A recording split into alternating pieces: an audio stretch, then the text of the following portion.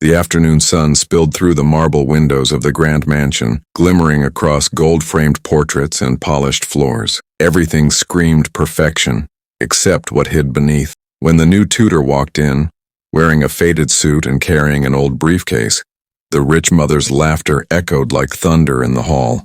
To her, he didn't look like someone who could teach her son anything. But what she didn't know was that this man had once trained some of the world's sharpest minds. By the time he left, her entire idea of worth and color would be shattered forever. The house that once gleamed with arrogance was about to witness a lesson no school could teach, because sometimes fate sends its teachers in the most unexpected form, not wrapped in luxury, but carrying truth in quiet strength. This would be the day when pride met purpose, and the laughter that once mocked would soon fall silent under the weight of realization.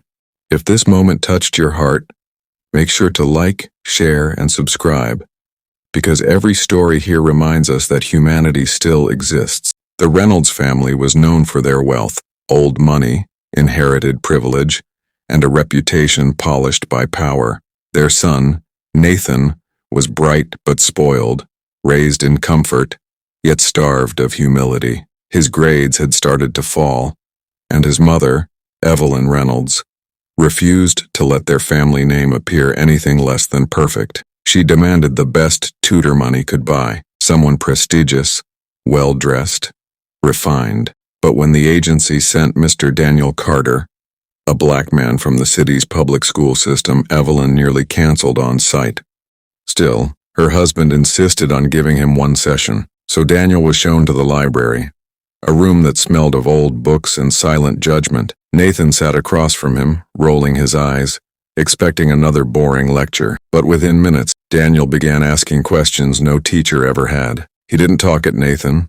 He talked to him. He challenged his thoughts, made him think about life beyond money and race. Evelyn stood by the door, pretending to dust a shelf, secretly listening to their every word. Something about this man's calm confidence irritated her. How could someone so ordinary command so much respect without even trying? For the first time in a long while, she felt invisible in her own house. Her son wasn't looking up to her. He was admiring this man who carried no luxury but spoke with quiet power. Evelyn didn't realize it yet, but Daniel had already started teaching her something far beyond her son's textbooks, the difference between education and wisdom. Days turned into weeks, and the change in Nathan was impossible to ignore. He started waking up early to study. He asked questions about history, not from textbooks, but from Daniel's real-life stories. He learned about Daniel's past, growing up in a poor neighborhood, studying under streetlights and earning a scholarship to one of the country's top universities. Daniel had worked in research, taught at colleges, but left it all after seeing how racism quietly decided who deserved to succeed. Now he tutored kids, not for money, but for purpose. Evelyn didn't understand it. Her son had become curious, humble, and different. One morning she snapped, "Nathan, why are you wasting so much time with him? He's not even from our circle." Her words hit Daniel like glass shattering in silence. He simply smiled and said, "Ma'am, sometimes lessons don't come from circles. They come from scars." Nathan froze. He'd never seen someone face his mother's arrogance so calmly. That day, something changed in him forever. The next week, Daniel invited Nathan to a small community event, a science fair in the neighborhood he grew up in. Evelyn reluctantly agreed, hoping to end this phase. When they arrived, Evelyn's heels clicked against cracked pavement. Children ran with torn shoes and bright smiles. But when Nathan stepped inside the community hall, he saw something that silenced him. Hundreds of kids, working on inventions, coding, and robotics, all guided by Daniel. Every child called him Sir, with love, not fear. And on the wall, a photo, Daniel standing beside the governor receiving a medal for community excellence. Evelyn's throat tightened. For the first time, she didn't have words. Her pride, her judgments, her assumptions, all suddenly felt small. This man she had mocked was building geniuses from nothing but hope and heart. She had spent her life building walls of luxury, while he had been building bridges of opportunity. That night, she couldn't sleep. For the first time, she questioned what true success really meant. That evening, the event announced a special contest, the best young inventor of the year. Nathan was encouraged to compete alongside the other kids. His opponent? A small boy named Jamal, Daniel's student, only 12, wearing a shirt 2 sizes too big, but with eyes full of brilliance. The challenge was simple yet intense. Build a small robot that could solve a maze. Evelyn whispered to her son, "You can't lose to them."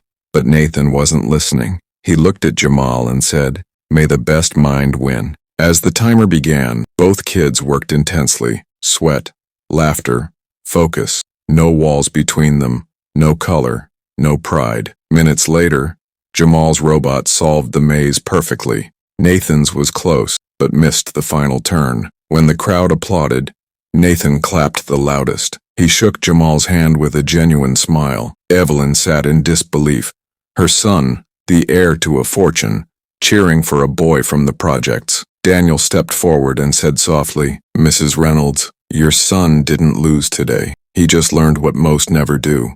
How to respect brilliance in every shade." Evelyn's eyes filled with tears. For years she had measured worth in wealth, status, and skin, but now she saw human greatness standing before her, wearing worn shoes and carrying an old briefcase. The sound of applause still echoed, but inside her heart something deeper moved. The crumble of her prejudice, the awakening of humility. In that small community hall, a woman who once laughed had just learned the cost of ignorance and the priceless beauty of respect. Weeks later, Nathan began volunteering at Daniel's community center. Evelyn, once embarrassed, started donating supplies, quietly at first, then proudly. One afternoon, she approached Daniel and said, "I judged you before I knew you, and I'm ashamed of that." He smiled. "Growth starts when truth hurts, Mrs. Reynolds." The story spread, not through headlines but through lives changed. Nathan won a state science award the following year, dedicating it to the man who taught me that genius has no color.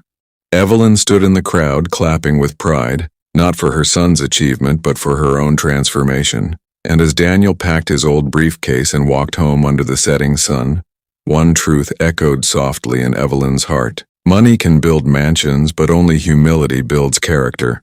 The world kept spinning, but in one corner of that city, a mother, a son, and a teacher had rewritten the meaning of greatness, proving that light shines brightest when it rises from darkness. Do you believe brilliance is born from privilege or from struggle? Comment your thoughts below.